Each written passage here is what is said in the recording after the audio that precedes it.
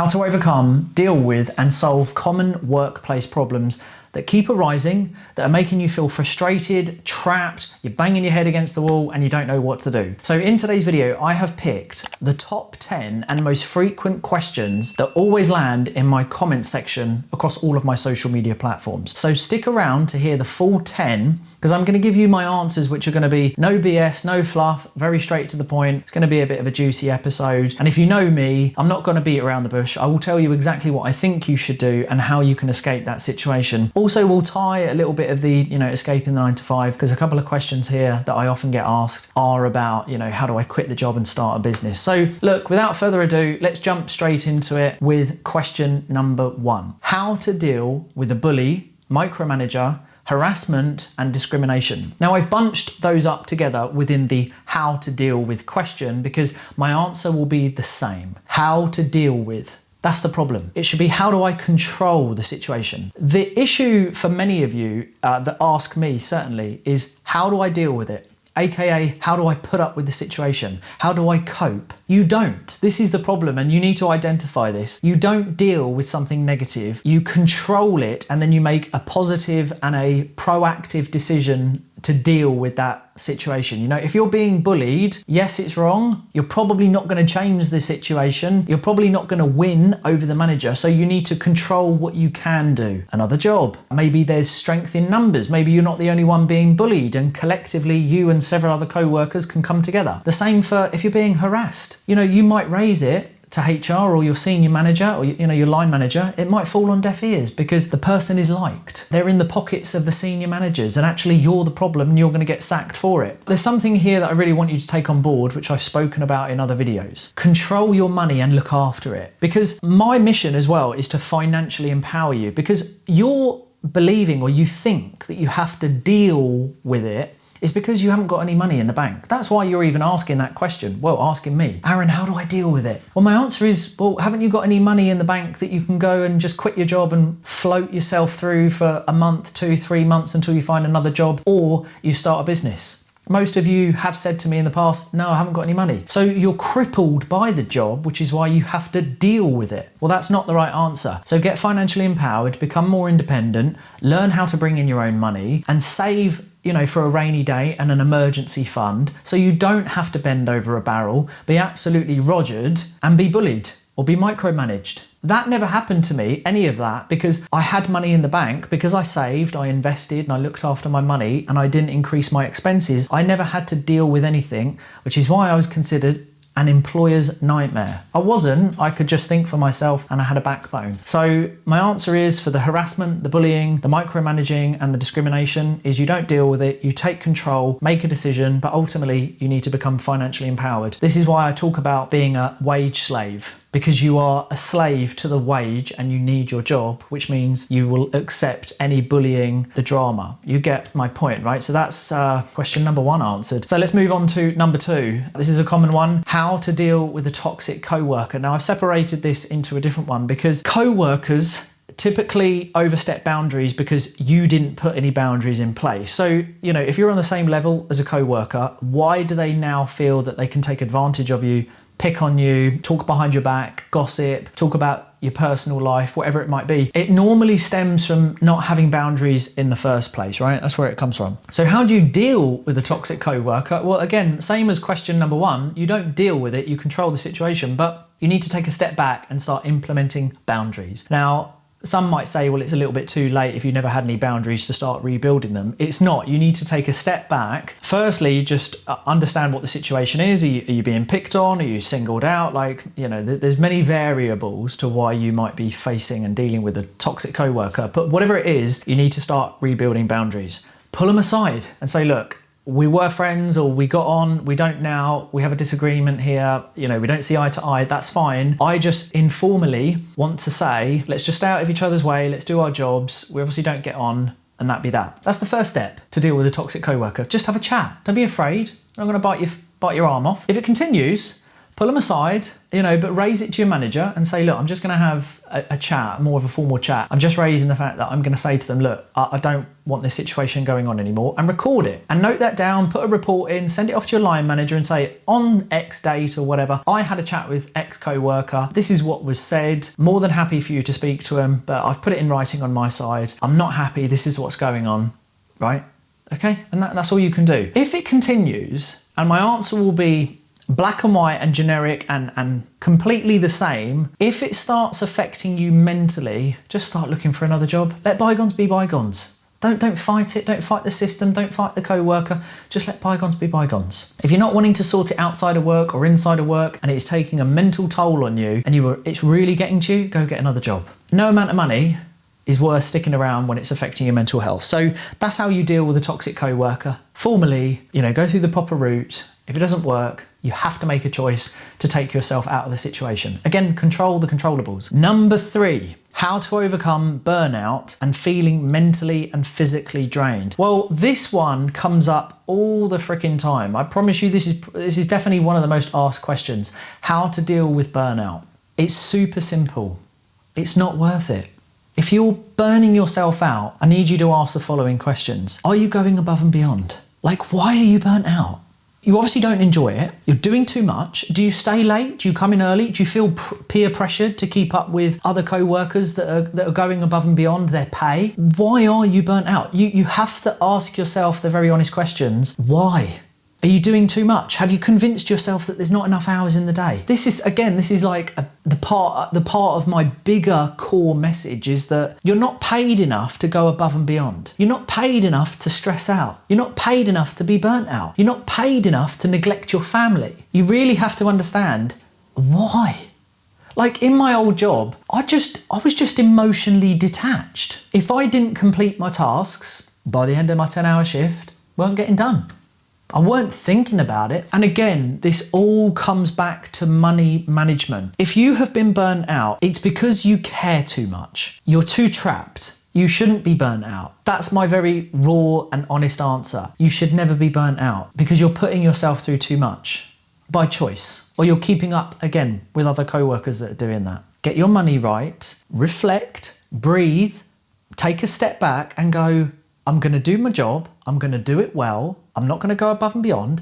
I'm not going to dedicate my life to a company that would replace me in 72 hours and remove me from all WhatsApp groups the day that I leave or the day that I get fired. I'm going to do my job. I'm going to relax. I'm not going to stress. My family come first. I've got to go earn my money. I'll do my job and then I'm going home. And that's all I'm doing.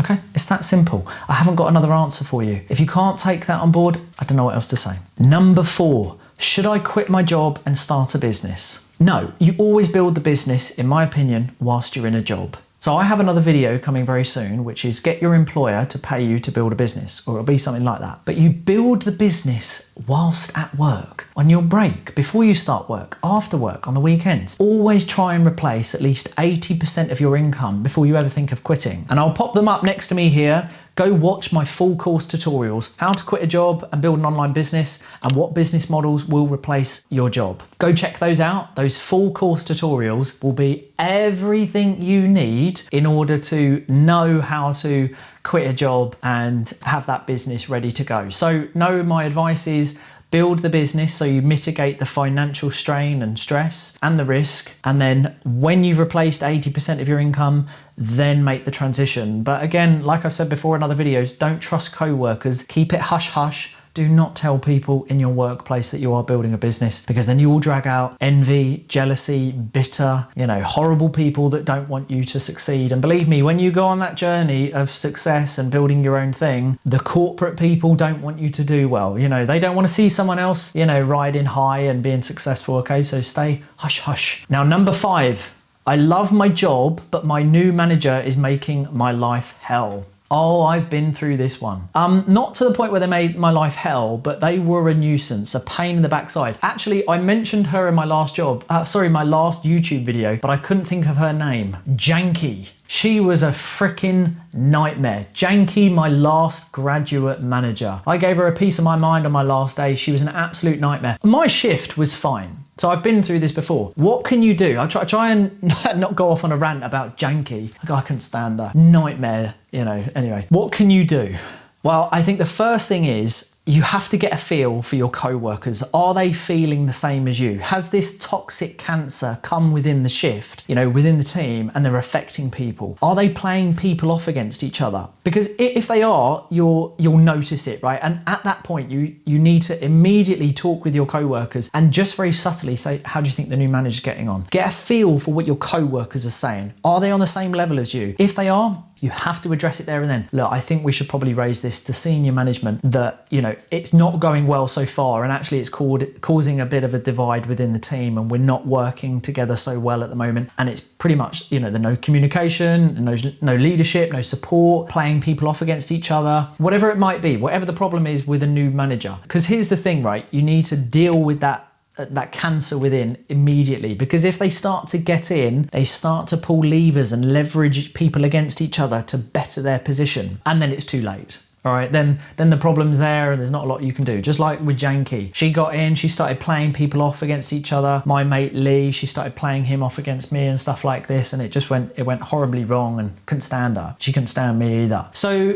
it's a tough one, because when new managers come in, they tend to want to reinvent the wheel. They want to showcase to everyone how good they are, and that new processes, and they're going to do this and do that. They're going to change the world, and they're going to make the company loads of money. And actually, we've already seen it, haven't we? We've been there, we've done it. It didn't make a difference, and it wasn't broken, but yet they try and fix it. So strike early with a new manager. Again, strength in numbers. Try and get your co-workers on board to address it to their manager and get it done early, because otherwise, if it gets in, there's not a lot you can do. Again, I then refer to control the controllables. The truth is, most people quit managers, not the jobs, and you might end up in that position. Again, no job is worth your mental health. Now, number 6, I want to quit my job, but I have bills to pay. This one's a hard one to answer, but yet this comes up all the time, and there's never much context with it. So I kind of have to generically answer this, right? I'm going to take it that you want to quit your job, but you don't have enough money to last you to get another job, and then you can't pay your bills.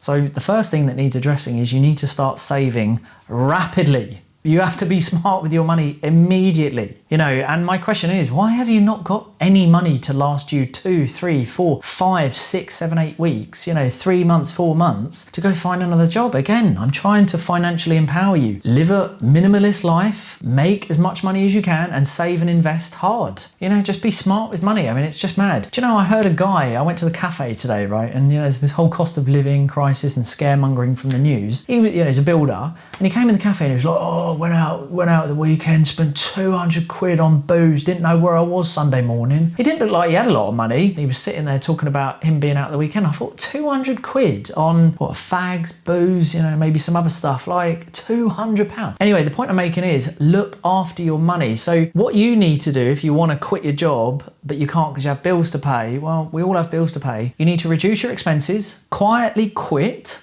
which means just do the bare minimal, survive for the next 2, 3, 4 months, and save hard. And the proactive side of me would tell you to, start flipping stuff, buy old furniture, redo it up, sell it on Gumtree and Spock and Facebook Marketplace or whatever. Try and make extra money to build up your cash buffer to 500, 600, 700, £1,000, £2,000, whatever you need, $2,000, whatever, to last you to go get another job. And I would say, rapido, apply for other jobs, and don't be picky. If you're trying to quit your job because you hate it so much, go stack shelves in a supermarket. Don't be picky on the job title. Again, I've spoken a lot about that. I'm not going to cover it off. That's the toxic and negativity of being obsessed to a job title that you've had. You feel devalued, and that you're lowering yourself if you have to go from general manager to shelf stacker. Doesn't sound great, right? And you feel stupid for it. Well, this is the problem when you get attached to titles. Now, number 7, how can I escape my 9 to 5 and be my own boss? Again, I mentioned it earlier, but we'll pop them up again. My 2 full course tutorials. It's for free. That's where I would point all of you. Those 2 tutorials will give you all, the resources, the tools, the fundamentals, the foundational work to go on to build your own business and understand actually how to replace that and transition out. How do you escape a job? Work the weekends, work bank holidays, stay up late, get up early, be regimented, have good time management, which is a good time for me actually, just to quickly plug, get yourself a life by design planner in wirebind or hardback, simplifying productivity. The link, if you wanted to get yourself a planner, will be in the description. But, time management, like in all seriousness, just to show you, like time management is super important for quitting your job.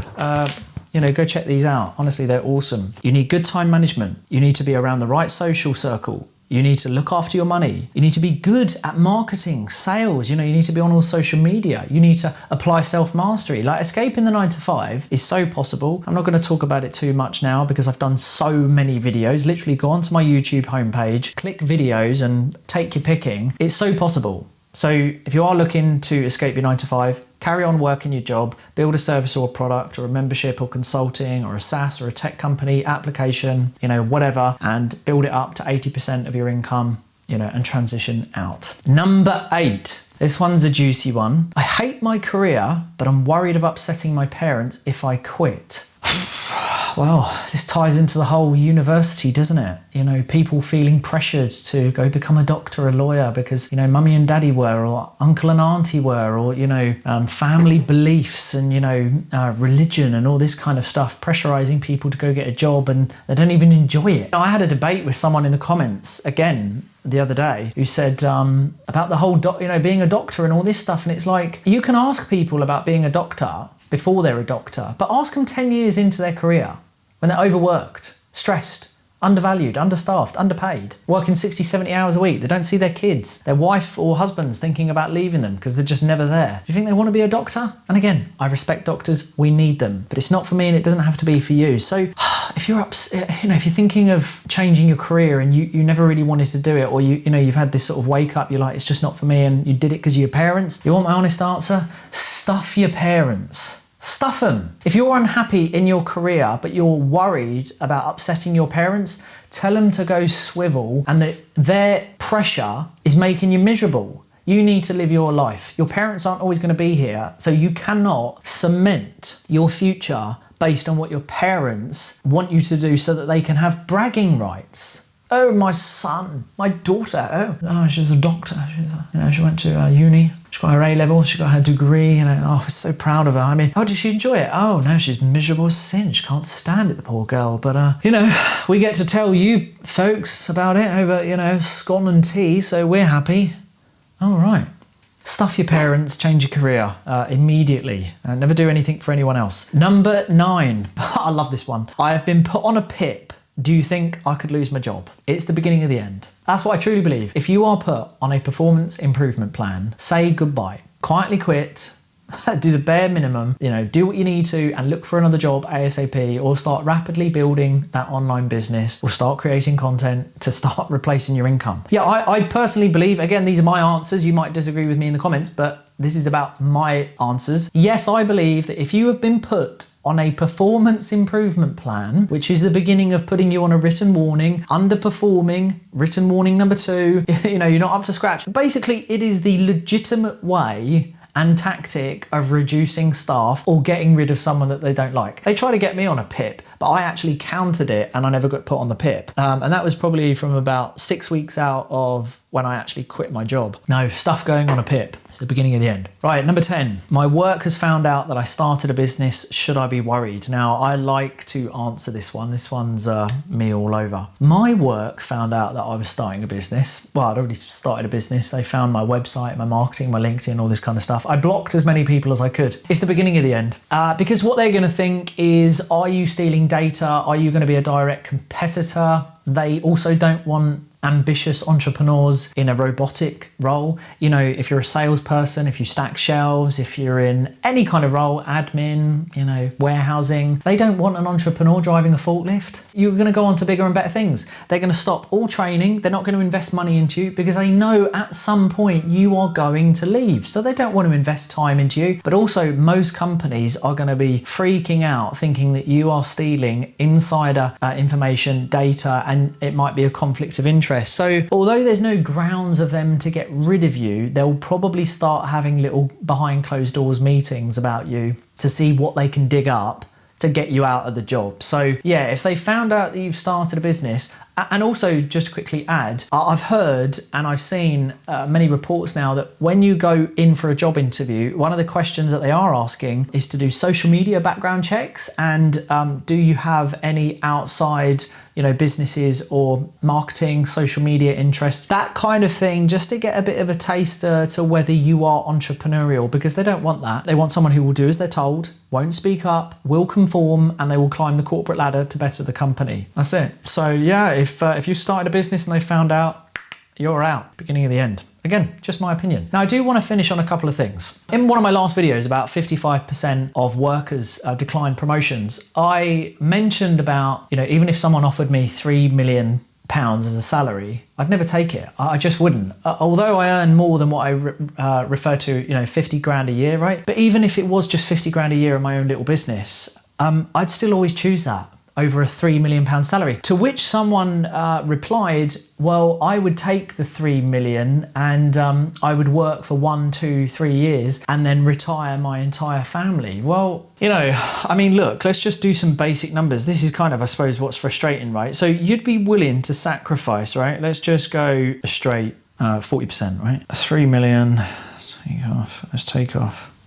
Okay, so let's just say you walk away with 2.8 or maybe 2.5 a year. How's that gonna, how are you gonna retire on that, your entire family, right? If you do that for a couple of years, right? Let's say you walk away with 5 million. How is that retiring your entire family? 2 to 3 years is a long time. How could you put up with the stress and the anxiety and the drama? And remember, to perform at a company level, what they're gonna want you to do and expect at, let's just say, a £3 million salary. How are you going to perform and keep metrics high, keep numbers high, oversee all the staffing, the responsibility, be on call 7 days a week, neglecting your family, and you're going to do that for 2 to 3 years? And I'm just openly speaking here. And what my message is no amount of money in the corporate world is worth the drama and the stress and neglecting of the most important people in your life, which is family, making memories, the loss of holidays. You might be the healthiest person you'll ever be in that 3 years. And then 3 years later, let's say you get hit by a bus, or, you're diagnosed with something, but hey, you put all your effort and all your eggs in one basket working for a corporate company. But hey, you earned 3 million gross for a company and you made them a load of money, but you missed out. Your wife or your husband left you. Kids never saw you. It's just not worth it. No amount of money or stress or drama from a workplace is worth it, ever. I want to share with you a couple of other videos you might want to watch, and I'll pop it up here. Working hard is a scam. Now, I've done a part 1, a part 2, and a part 3. It's definitely worth checking that out, and it will open up your eyes to working hard for an employer is nothing but stupidity. Honestly, I'm back and forward with debates of people who go, oh, don't listen to this guy, it's rubbish. The harder you work, the more that you will get, and your employer will look after. It's just nonsense. Your employer won't look after you. They're not gonna tuck you in at bed when you're 60 years old and stroke your hair and tickle you. They're not bothered. Work smart. My best advice to all of you, and to answer all of these top 10 questions, live like a minimalist. Keep your expenditure really low. I've said this a million times. Stop keeping up with the Joneses. Don't spend money on things that you don't need. And every day, work on just achieving something for yourself and work towards financial independence. Because all of these problematic issues in the workplace, not so much like how to start a business and all that kind of stuff, but dealing with toxic co-workers, with a bully, a micromanager, hate my job, new manager problems, you've been singled out, you've been put on a pip. All of these problems, poof, disappear when you look after your money. They all just go, they vanish. Perspective, people, perspective. I could sum up my answer to all 10 questions on this. Don't worry about it. Be happy. Chill, baby, chill. So anyway, look, there we go. There's my raw, honest answers to workplace problems that frequently come up. Please do hit like and subscribe. Let me know maybe what problems you've had, and if you want to submit any workplace stories, you can use hello@aaronknightley.com and my team will pick it up. And if it's a juicy one, it will make its way to me. Oh, don't forget, go check out and grab your Life by Design planner, simplifying productivity. Go check it out. Until next time, my good people, I'll see you all very soon.